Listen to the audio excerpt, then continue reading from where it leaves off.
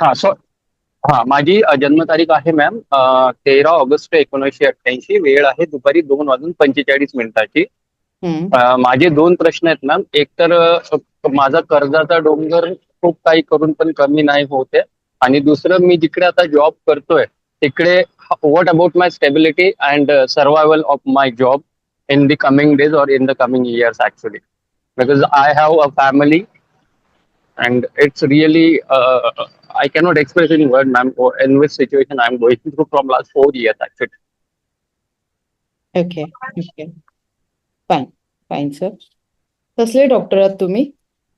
नाही मॅम, मी फार्मा इंडस्ट्रीमध्ये area cells manager म्हणून काम करतो.